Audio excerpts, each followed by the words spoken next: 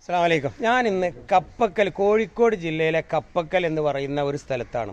ഇവിടെ എന്തിനാ വന്നതെന്ന് ചോദിച്ചാൽ ഒരു പാവപ്പെട്ട കുടുംബത്തിനെ വിസിറ്റ് ചെയ്യാൻ വന്നതാണ്. എന്താണ് ആ കുടുംബത്തിനെ വിസിറ്റ് ചെയ്യാൻ ഇവിടെ വരാനുള്ള കാരണം എന്ന് ചോദിച്ചാൽ ഇവരുടെ ഭർത്താവ്, ഈ സ്ത്രീയുടെ ഭർത്താവ്, സംസാരിക്കാനോ കേൾക്കാനോ പറ്റാത്ത ഭർത്താവ് മരണപ്പെട്ട് 5 വർഷമായി. വീടുമില്ല, പറമ്പുമില്ല, ഒന്നുമില്ല. കല്യാണം കഴിച്ച ഭാര്യയും അതേപോലെ മിണ്ടാനോ കേൾക്കാനോ പറ്റാത്ത ഒരാളെയാണ് വിവാഹം കഴിച്ചത്.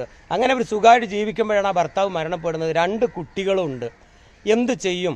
എവിടെയില്ല. കുടുംബക്കാരൊക്കെ വളരെ ദരിദ്രരാണ്. അന്ന് മാത്രമല്ല, ഇവിടെ മഹലുമായി ബന്ധപ്പെട്ടപ്പോഴും ഇവിടെ കടപ്പുറം ഏരിയയാണ്. വലിയ സാമ്പത്തിക ശേഷിയുള്ള ആരും അധികമില്ല. അപ്പം എന്തെങ്കിലും ഒരു സഹായം ഇവർക്ക് എത്തിച്ചു കൊടുക്കുക എന്ന ഉദ്ദേശത്തോടെ വന്നതാണ്. 2 ചെറിയ മക്കളാണ് ഇപ്പോൾ എൻ്റെ മുന്നിൽ നിൽക്കുന്നുണ്ട്. എന്താ മോളെ പേരെന്താടി? ഇഷ്ഫ ഫാത്തിമ. എൻ്റെ പേരെന്താ? ആയിഷ റൻഷ. നിങ്ങൾ പഠിക്കുന്നുണ്ടാ? ആണോ? ഇപ്പം എവിടെ താമസിക്കുന്നതൊക്കെ? അവിടെ എങ്ങനെ അല്ലേ? ഏതൊരു ബന്ധുവിൻ്റെ വീട്ടിലാണ്, ഇപ്പോൾ ഒരു ബന്ധുക്കളെ വീട്ടിലാണ് താമസിക്കുന്നത്. വീടുമില്ല, ഉമ്മയാണിത്. ഉമ്മ സംസാരിക്കില്ല, കേൾക്കാനും പറ്റില്ല. ആംഗ്യം കാണിച്ചാണ് ഇപ്പോൾ നമ്മളിങ്ങോട്ട് പുറത്തേക്ക് തന്നെ വന്നിട്ടുള്ളത്. അപ്പോൾ നിങ്ങളാൽ കഴിയുന്ന എന്തെങ്കിലും ഒരു സഹായം ഇവർക്ക് ചെയ്തു കൊടുക്കാനാണ് ഞങ്ങളിപ്പോൾ ഇവിടെ ഞങ്ങൾ വന്നിട്ടുള്ളത്. ഇവിടുത്തെ നാട്ടുകാരും എൻ്റെ കൂട്ടുകാരൊക്കെ ഇവിടെ ഞങ്ങൾ സംഘടിച്ചിട്ടുണ്ട്. എന്തെങ്കിലും അയക്കുകയാണെങ്കിൽ അവരെ പേരിൽ അയച്ചു കൊടുത്താൽ ഇവർക്കത് വലിയൊരു ആശ്വാസമായിരിക്കും ഇൻഷാ അല്ലാഹ്. ഇതാ നമ്മുടെ സുഹൃത്തുക്കളൊക്കെ ഇവിടെ വന്നിട്ടുണ്ട്. ഇവരൊക്കെ ഇവരെ സഹായിക്കാൻ വേണ്ടിയിട്ട് മുൻകൈ എടുത്തിട്ട് വന്നിട്ടുണ്ട്. അതുകൊണ്ടാണ് ഞാൻ ഇതിലേക്ക് വന്നിട്ടുള്ളത്. അപ്പോൾ അതുകൊണ്ട് എന്താണ് ഇവരുടെ ഒരു ബഡ്ജറ്റ് എന്ന് ഞാൻ ചോദിച്ചു. ഇപ്പോൾ എത്ര രൂപ വരും എന്ന് അന്വേഷിച്ചപ്പോൾ ഇവർ പറയുന്നത് ഒരു സ്ഥലം ചെറുതായിട്ട് ഇവിടെ കണ്ടുവച്ചിട്ടുണ്ട്. ഇവിടെ വലിയ എക്സ്പെൻസീവ് ഒന്നുമല്ല, സ്ഥലത്തിന് കുറച്ച് അങ്ങോട്ടും ഇങ്ങോട്ടും മാറിയ ഒരു 20 ലക്ഷം ഉറുപ്പിൻ്റെ ഒരു ചെറിയൊരു വീടും അതിന് വേണ്ട കുറച്ച് സ്ഥലവും നമുക്ക് ചെയ്യാൻ പറ്റുമെന്നൊരു വാക്ക് വരെ തന്നിട്ടുണ്ട്.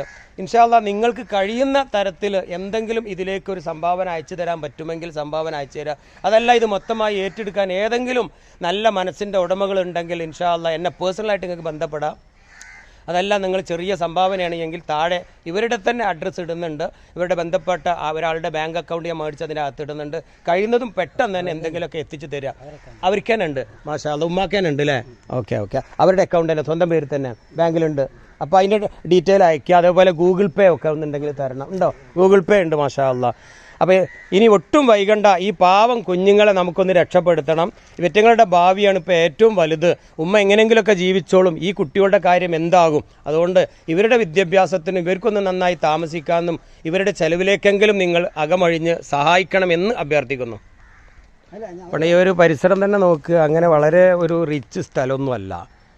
ഇതിൻ്റെ അപ്പുറത്തേക്കൊക്കെ നോക്കുമ്പോൾ അവിടെ കംപ്ലീറ്റ് കടപ്പുറാണ്. ഇനിയിപ്പോൾ അങ്ങോട്ടൊക്കെ ഒന്ന് പോയി നോക്കാം.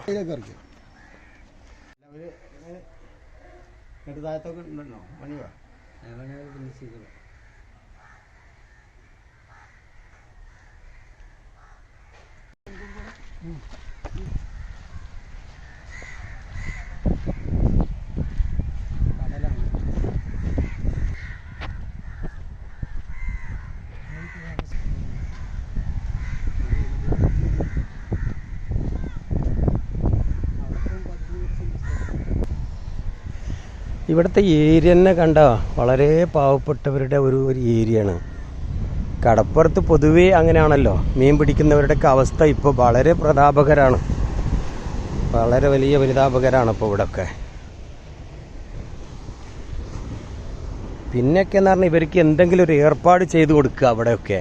അതിനിവിടെ ടൂറിസ്റ്റുകൾ വരുന്ന ഒരു സ്ഥലവുമല്ല.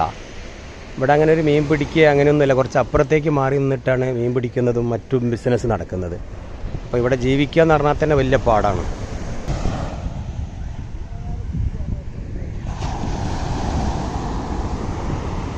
എപ്പോൾ കടപ്പുറത്തേക്ക് ഞാൻ വന്നിട്ടുണ്ടെങ്കിലും എങ്ങനെയാണ് ഈ പാവം മുക്കുവരായ മീൻ പിടിക്കുന്ന ആളുകളെ രക്ഷപ്പെടുത്തുക എന്നുള്ളത് ചിന്തിച്ച് ഞാൻ വീഡിയോ ചെയ്യാറുണ്ട്.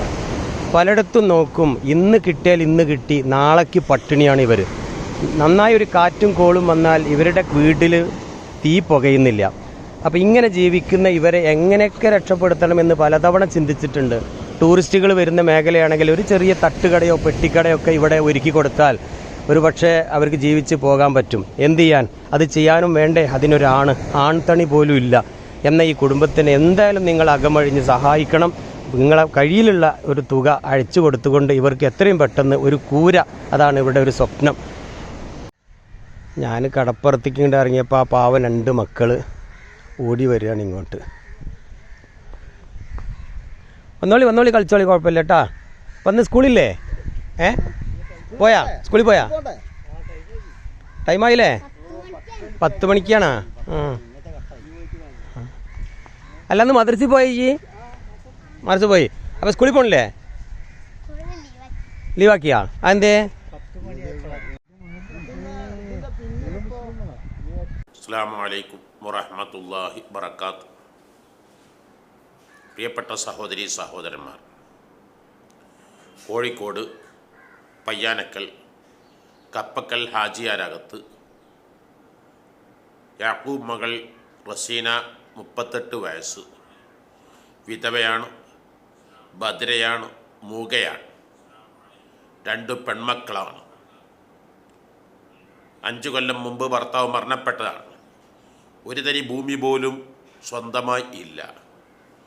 സംസാരശേഷിയില്ല, കേൾവിയില്ല, ഭർത്താവില്ല. സഹായിക്കാനും സംരക്ഷിക്കാൻ ആരാരുമില്ല.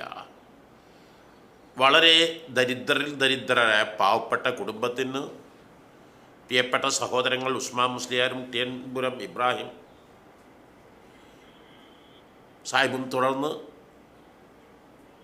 എല്ലാവരും ചേർന്ന് ഒരു പാവപ്പെട്ട ഒരു വീട് വെച്ച് കൊടുക്കുന്നു. എല്ലാവരും അതിനെ സഹായിക്കുക, എല്ലാവരും സഹകരിക്കുക. പാവപ്പെട്ടവന് വീട് വെച്ച് കൊടുത്താൽ സ്വർഗത്തിൽ വലിയ കൊട്ടാരം അല്ലാഹു തനക്ക് പണിയും. അർഹമുറാഹിമായ അല്ലാഹ് എല്ലാ അർത്ഥത്തിലും വിജയികൾപ്പെടുത്തണേ അല്ലാഹ്, പരാജയപ്പെടുത്തല്ല അല്ലാഹ്. അസ്സലാമു അലൈക്കും വറഹ്മത്തുള്ളാഹി വബറകാതുഹു. ആ കുടുംബത്തിലെ ബന്ധപ്പെട്ട ഒരു കാരണവല്ല നമ്മൾ വഴിയിൽ വെച്ച് കണ്ടതാണ്. ഇക്കങ്ങളെ പേരെന്താ? അബൂബക്കർ. എങ്ങനെ ആ കുടുംബത്തിനെ പറ്റി, എങ്ങനെയാ കുടുംബം ജീവിച്ചു പോണത്? കുടുംബം ജീവിച്ച് പോണ വല്യാപ്പ ഒരാൾ മാത്രമേ പണിക്ക് പോണുള്ളൂ. അങ്ങനെയുള്ള പെൺകുട്ടികളാണ്. പെൺകുട്ടികളുടെ കാര്യത്തിലൊക്കെ ബേജാറാണ്. എന്നാലും ഈ വല്യാപ്പ ഉണ്ടല്ലോ, വല്യാപ്പൻ്റെ സെറും ഹൈറും സെറും ഒന്നും ഒരാളോടും പറയില്ല.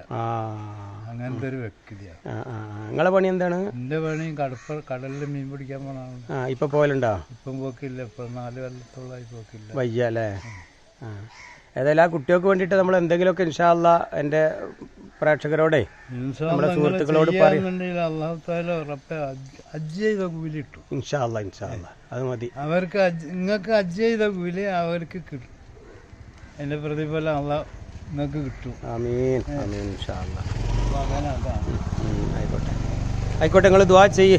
ആരെങ്കിലുമൊക്കെ സഹായം ഉണ്ടെങ്കിൽ എത്തിച്ചു തരട്ടെ. നിങ്ങളും ദുആ ചെയ്യാം. ഞാനൊന്നുമല്ല, നിങ്ങളെ പോലത്തെ ആളുകളുണ്ടെങ്കിൽ ഒരാമ നിങ്ങളുടെ അടുത്ത് നിന്ന് കിട്ടുകയാണെന്നുണ്ടെങ്കിൽ, ഒരു ദുആ കിട്ടുകയാണെന്നുണ്ടെങ്കിൽ അത് വലിയ കിട്ടലാണ്. നമ്മൾ അങ്ങോട്ടും ഇങ്ങോട്ടും ഒക്കെ ദുആ ചെയ്യാം. അല്ലാഹു തആല എത്തിച്ചു തരട്ടെ.